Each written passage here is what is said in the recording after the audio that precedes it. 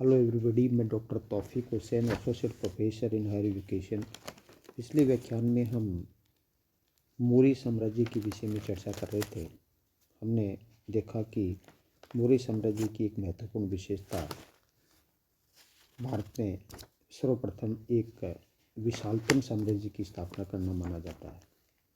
और न केवल मौर्यों ने भारत में सर्वप्रथम एक विशालतम साम्राज्य की स्थापना की, अपितु मौर्यों ने वो इस विशालतम साम्राज्य के स्थायित्व के लिए एक कुशल प्रशासनिक व्यवस्था का गठन भी किया। और ये कुशल प्रशासनिक व्यवस्था इस प्रकार की थी कि इस प्रशासनिक व्यवस्था को प्रवर्ती शासकों ने वो अपनाया। और इस प्रशासनिक व्यवस्था का जो गठन है, उसके करने का जो श्रेय है वो चंद्रगुप्त मौर्य को और उसके मंत्री चाणक्य को है। चंद्रगुप्त मौर्य और चाणक्य ने मिलकर के अत्यंत मौर्य साम्राज्य के लिए एक अत्यंत सक्षम, सुनियोजित और सुसंगठित शासन व्यवस्था का गठन किया। और उसके पश्चात उसके पुत्र अशोक ने वो तत्कालीन आवश्यकताओं को ध्यान में रखते हुए इस प्रशासनिक व्यवस्था के अंदर कुछ सुधार किए और इस प्रशासनिक व्यवस्था को एक व्यवहारिक स्वरूप वो प्रदान करने का कार्य किया।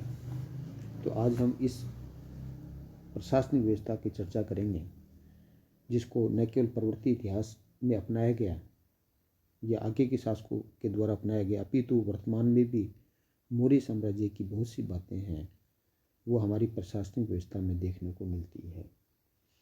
इस कुशल प्रशासनिक व्यवस्था की जानकारी हमें कौटिल्य के अर्थशास्त्र, मेगस्थनीज के इंडिका और अशोक के अभिलेखों तथा यूनानी रचनाओं से जानकारी मिलती है। कुछ यूनानी ग्रंथ है, उनसे मौर्य साम्राज्य के विषय में, मौर्य प्रशासनिक व्यवस्था के विषय में हमें जानकारी मिलती है।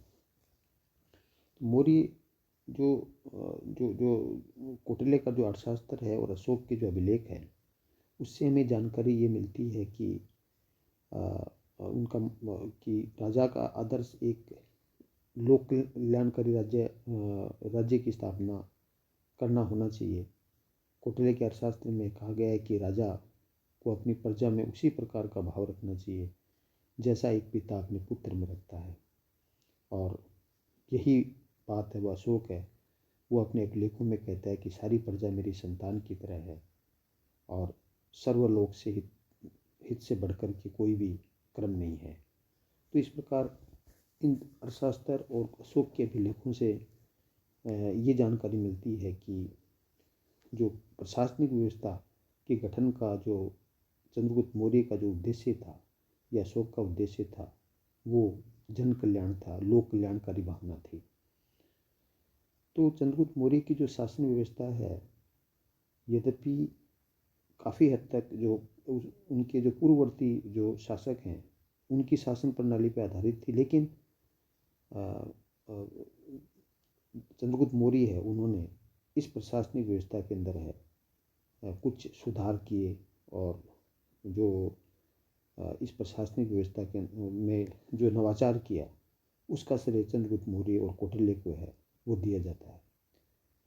तो इस प्रकार क्योंकि चंद्रगुप्त मौर्य और कौटिल्य ने जो प्रशासनिक व्यवस्था के अंतर्गत जो आदर्श स्थापित किए, उसका जो अनुकरण प्रवर्ती भारतीय शासकों ने उनका अनुकरण और अनुसरण वो करने की कोशिश की, और जिन शासकों ने इनका अनुसरण और अनुकरण किया वे एक सफल शासक हैं, वे भी सिद्ध हुए। मौर्य प्रशासनिक व्यवस्था की जहाँ तक हम बात करते हैं कि मौर्य प्रशासनिक व्यवस्था एक लोक कल्याणकारी आदर्श की स्थापना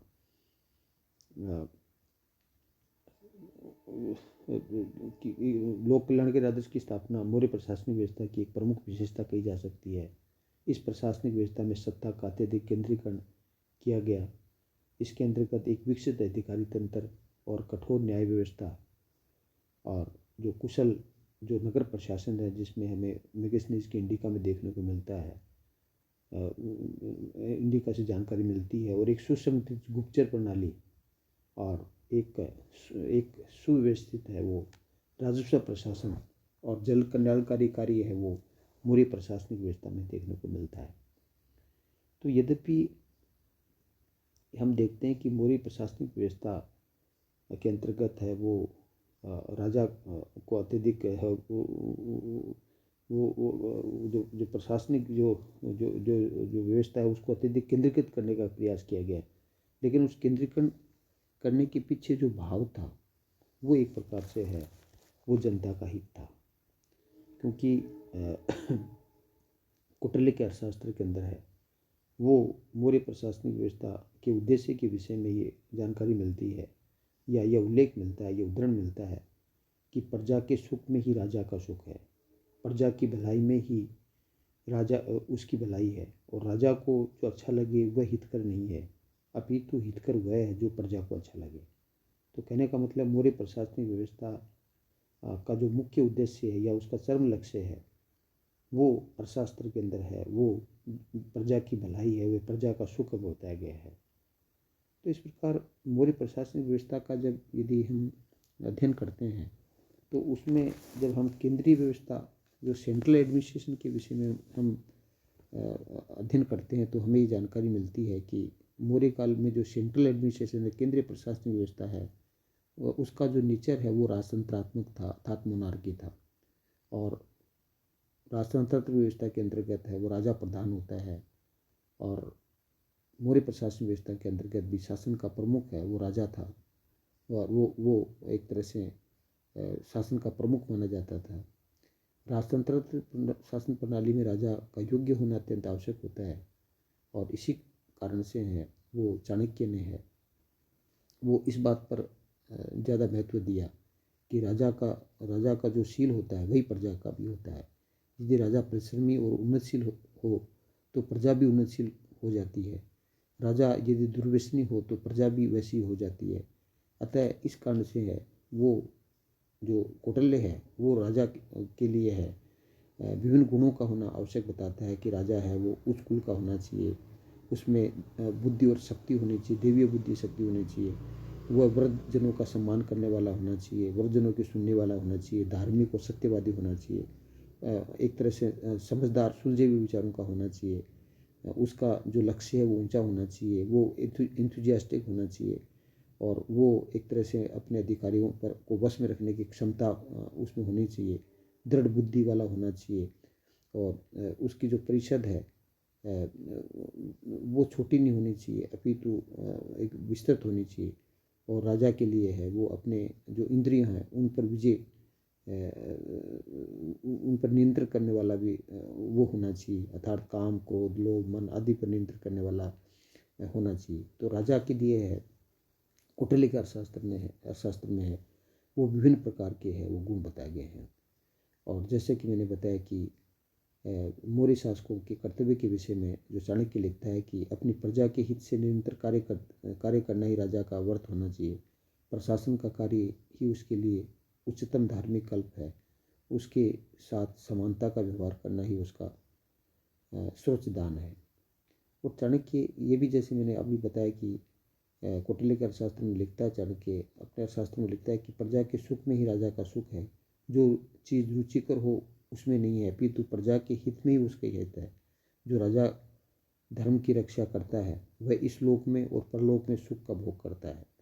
चाणक्य ये भी कहता है कि राजा जो धर्म व्यवहार और जो संस्था है न्याय है के अनुसार शासन करेगा वह समस्त पृथ्वी पर विजय प्राप्त करेगा।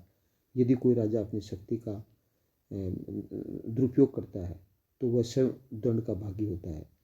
और इस प्रकार जो अशोक के अभिलेख है उसमें भी है वो अशोक कहता है कि जिस प्रकार मैं अपनी संतति को चाहता हूँ कि वह समस्त प्रकार की समृद्धि और सुख इस लोक और परलोक में प्राप्त करे, उसी प्रकार मैं अपनी प्रजा की समृद्धि की कामना करता हूँ। तो कहने का तात्पर्य है कि मौर्य प्रशासनिक व्यवस्था के अंतर्गत जो राजा है उसको एक प्रकार से राजा किस प्रकार का होना चाहिए उसके विषय के अंदर है वो जो उल्लेख मिलता है उससे ये निष्कर्ष निकलता है कि राजा के अंदर विभिन्न प्रकार के गुण होने चाहिए। और मेगस्थनीज है वो चंद्रगुप्त के लिए ये तक कहता है कि प्रजा प्रत्येक समय उसका दर्शन कर सकती थी। यहाँ तक कि जब वह लकड़ी की बेलनों से अपने शरीर की मालिश करता था, उस समय भी प्रजा उसे मिल सकती थी। मतलब 24 आवर्स है वो, जो चंद्रगुप्त मौर्य है वो प्रजा के लिए उपलब्ध था। और अशोक के छठे शिलालेख में अशोक कहता है कि मैं सर्वत्र जनता के कार्यों का संपादन करता हूँ। तो इस प्रकार कौटिल्य के अर्थशास्त्र या मौर्यकालीन प्रशासनिक व्यवस्था के अंतर्गत है राजा है, राजा को एक तरह से प्रजा हितैषी के रूप के अंदर है वो लिखित किया गया है कि वो प्रजा का हितैषी है, वो होना चाहिए। राजा की सहायता के लिए है वो मौर्य प्रशासनिक व्यवस्था के अंतर्गत एक मंत्रिपरिषद का उल्लेख मिलता है, जिसमें 12 से लेकर के 20 तक के है वो सदस्य होते थे या मंत्री होते थे। और मंत्रिपरिषद का जो कार्य वो राजा को परामर्श देना था, लेकिन ये जरूरी नहीं था कि वो परामर्श है वो राजा माने। और इस मंत्रिपरिषद के जो सदस्य हैं उनको है वो एक प्रकार से है वो 12,000 पाउंड वार्षिक जो वेतन है वो मिलता था।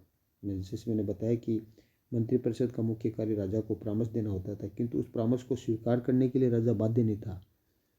यद्यपि मंत्रिपरिषद के परामर्श के अनुकूल ही वह कार्य करता था और मंत्रिपरिषद की जो कार्रवाई गुप्त रखी जाती थी।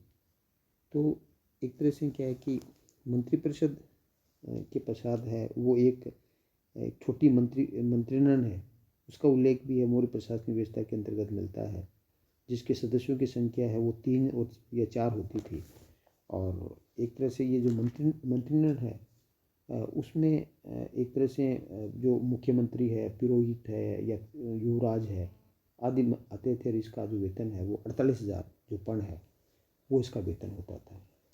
मौर्यकालीन प्रशासनिक व्यवस्था के अंतर्गत है वो शासन की सुविधा के लिए जो केंद्रीय प्रशासन है उसको एक प्रकार से हम कहें कि अनेक प्रकार के जो विभाग हैं उनमें बांटा गया था। और जैसे मौर्य काल के अंदर जो प्रशासनिक सुविधा के लिए जो 18 विभाग हैं उसका उल्लेख मिलता है। और इन विभागों को है वो एक तरह से है वो तीर्थ कहा जाता था। तो मौर्यकालीन जो प्रशासनिक व्यवस्था के अंदर मैंने बताया कि विकसित अधिकारी तंत्र है वो मौर्य प्रशासनिक व्यवस्था की महत्वपूर्ण विशेषता थी। और जो जो जो जो एक तरह से जो क्या करना चाहिए, जो ब्यूरोक्रेसी होती थी उन ब्यूरोक्रेसी को 18 विभागों के अंदर बांटा गया था। और जो विभाग होते थे उसको तीर्थ है वो कहा जाता था। और प्रत्येक विभाग के संचालन और निरीक्षण के लिए एक अध्यक्ष होता था जिसे अमात्य कहा जाता था। तो एक तरह से हम कहें कि प्रत्येक विभाग का जो सर्वोच्च अधिकारी होता था उसको अमात्य कहा जाता था। और अमात्यों के नीचे है वो अधिकारी होते थे, जो उप विभाग होते थे उसको अध्यक्ष, उस अधिकारी को अध्यक्ष कहा जाता था। तो मौर्य काल के अंदर जो जो जो जो जो 18 सर्वोच्च अधिकारी हैं जिनको अमात्य कहा जाता था, उन अमात्यों का वो उल्लेख मिलता है। उसमें जो प्रधानमंत्री, जो मंत्री और पुरोहित होता था, समाहर्ता का तात्पर्य ये था कि जो राजस्व को एकत्रित करता था उसको समाहर्ता कहा जाता था। मतलब राजस्व अधिकारी है, रेवेन्यू अफसर है, उसको समाहर्ता कहा जाता था। और जो ट्रेजरर होता था, जो राजकीय कोष का सर्वोच्च अधिकारी होता था, उसको संधिदाता कहते थे। तो संधिदाता के अलावा है वो सेनापति है, युवराज है, जो एक तरह से प्रदेष्टा होता था। अर्थात 2 प्रकार के न्यायालय होते थे, कंटक शोधन और धर्मस्त्री होता था।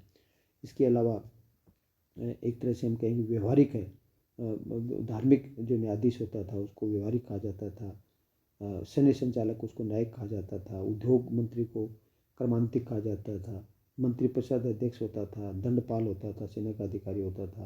अंतपाल होता था, सीमा के सुरक्षा का राज्य की सीमा जो द्रुक की सुरक्षा करते थे, सुरक्षा करने वालों को अंतपाल कहते थे। द्रुकपाल होता था। और एक तरह से पौर होता था और प्रशास्ता होता था। राजयों को लिपिबद्ध करने और करने वाला का जो कार्य है वो प्रशास्ता करता था। द्वारिक होता था, राजप्रसाद का अधिकारी होता था। अंतर्वेशिक होता है और आठविक होता है। तो इस प्रकार 18 अधिकारियों का जो उल्लेख है वो एक प्रकार से है वो कौटिल्य के अर्थशास्त्र के अंदर वो मिलता है। तो इसमें क्या है कि जो अमात्य जो सर्वोच्च अधिकारी होते थे उसका उल्लेख यूनानी लेखक है उन्होंने एक तरह से 7वीं जाति के रूप में किया है और उसको काउंसलर और असेसर्स के रूप में किया। तो जो दूसरी श्रेणी के जो अधिकारी होते थे स्ट्रबो उनको मजिस्ट्रेट कहता है। और अर्थशास्त्र के अंदर जो अध्यक्ष प्रचार जो नामक अध्याय है उसमें 26 अध्यक्षों का उल्लेख भी हमें मिलता है। कौटिल्य अर्थशास्त्र में 18 अमात्यों का उल्लेख मिलता है, जबकि अध्यक्ष जो जो प्रचार के अंदर जो 26 अध्यक्ष है अमात्यों से नीचे उसका उल्लेख है वो मेगस्थनीज है वो एक प्रकार जो सॉरी अर्थशास्त्र है उसमें 26 अध्यक्षों का उल्लेख भी मिलता है 18 अमात्यों के अलावा, जिसमें जैसे सीताध्यक्ष है, जो कृषि विभाग का अध्यक्ष को सीताध्यक्ष कहा जाता था, व्यापार संबंधी करों को एकत्रित करने वाले को शुल्काध्यक्ष कहते थे, खानों के अधिकारी को आकड़ाध्यक्ष कहते थे, वस्त्र उद्योग काटने बुनने वाले को सूत्राध्यक्ष कहते थे, और बाजार पर नियंत्रण करने वाले को पण्याध्यक्ष कहते थे, और मदिरा उद्योग नियंत्रण करने वाले को सुराध्यक्ष कहते थे। तो इस प्रकार क्या है कि मौर्य काल के अंदर है वो केंद्रीय प्रशासनिक व्यवस्था का उल्लेख मिलता है। जहाँ तक प्रांतीय शासन व्यवस्था का प्रश्न है तो मौर्य काल के अंदर एक अत्यंत जो विशाल साम्राज्य था उसको उसका प्रशासन सीधे पाटलिपुत्र से संचालित होना संभव नहीं था। अतः प्रशासनिक सुविधा को ध्यान में रखते हुए मौर्य शासकों ने है अपने राज्यों को है वो 5 प्रांतों के अंदर है वो विभाजित किया। जिसमें उत्तरापद की राजधानी है उसको एक तरह से तक्षशिला थी, अवंती था उसकी राजधानी उज्जैनी थी, कलिंग थी जिसकी राजधानी थी तोसाली थी, दक्षिणापद की राजधानी सुवर्णगिरी और मध्य देश की राजधानी पाटलिपुत्र थी। और मध्य देश पर सम्राट खुद शासन करता था और अन्य प्रांतों पर राजवंश के जो राजकुमार हैं वो नियुक्त किए जाते थे। और जैसे चंद्रगुप्त मौर्य के समय में सौराष्ट्र का जो प्रांतीय शासक पुष्यगुप्त वैश्य था, अशोक के समय में यवनराज तुषास्प था प्रांतीय शासक था। तो इस प्रकार इन प्रांतीय जो शासक हैं राज्यपाल जिनको कहा जाता था उनको 12,000 पन वार्षिक मिलते थे और राज्यपाल की सहायता के लिए ही वैसे ही अधिकारी तंत्र है वो हमें देखने को है वो मिलता है। तो प्रांतीय शासन व्यवस्था के पश्चात है वो स्थानीय शासन व्यवस्था का उल्लेख भी है वो मौर्य प्रशासनिक व्यवस्था के अंतर्गत हमें देखने को मिलता है, जिसमें गांव है वो प्रशासन की सबसे छोटी इकाई थी, स्थानीय प्रशासन के अंतर्गत है। और जो गांव का शासन ग्राम सभा के द्वारा किया जाता था और गांव का जो प्रमुख है उसको ग्रामिक कहा जाता था। और इसके बाद नगर प्रशासन मेगस्थनीज ने नगर प्रशासनिक व्यवस्था का उल्लेख किया, जिसका उल्लेख हमने पिछले व्याख्यान में हम कर चुके हैं कि पाटलिपुत्र की शासन पाटलिपुत्र का वो एक पोलीग्रोथ के रूप में है वो उल्लेख करता है मेगस्थनीज है। और वो कहता है कि पाटलिपुत्र के शासन के लिए 30 सदस्यों की एक नगर सभा होती थी, म्यूनसिपल बोर्ड होता था और जो 6 समितियां हैं वो प्रशासन देखती थी, जिसका उल्लेख हमने पूरे व्याख्यान में कर चुके हैं। जहाँ तक न्यायिक प्रशासन का प्रश्न है मौर्य काल के अंदर है वो एक तरह से जो 2 प्रकार के न्यायालय होते थे, एक धर्मस्थीय होता था जो दीवानी मामलों की सुनवाई करता था, कंटक शोधन होता था जो आपराधिक मामलों का निर्णय करता था, और एक तरह से न्यायाधीश है वो धर्म व्यवहार और चरित्र और राजशासन का अध्ययन करके दंड का निर्णय करते थे। और कौटिल्य और मेगस्थनीज दोनों ने उल्लेख किया है कि दंड विधान इतना कठोर था, सामान्य अपराधों के लिए आर्थिक जुर्माने देने होते थे और एक तरह से मामूली राजकीय अधिकारी यदि कोई मामूली चोरी करता था उसको प्राणदंड भी दे दिया जाता था।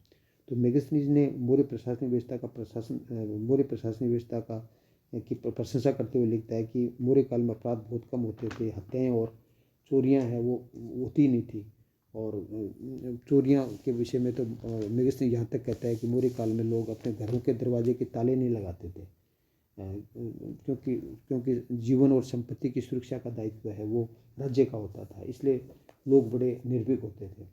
और जहाँ तक हम मौर्य काल की गुप्तचर व्यवस्था की हम बात करें तो 2 प्रकार के गुप्तचर होते थे, एक संस्था और एक संचारा होते थे।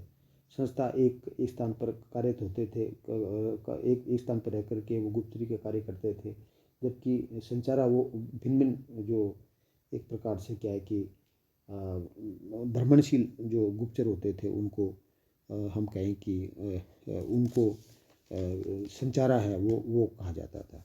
तो इस तरह से क्या है कि मौर्य काल के अंदर गुप्त व्यवस्था का मेल मिलता है। अब मौर्य प्रशासनिक व्यवस्था की जो सैन्य प्रशासन, राजस्व प्रशासन और सुधार के विषय में अगले व्याख्यान में हम चर्चा करेंगे। Thank you. जय हिंद, जय भारत।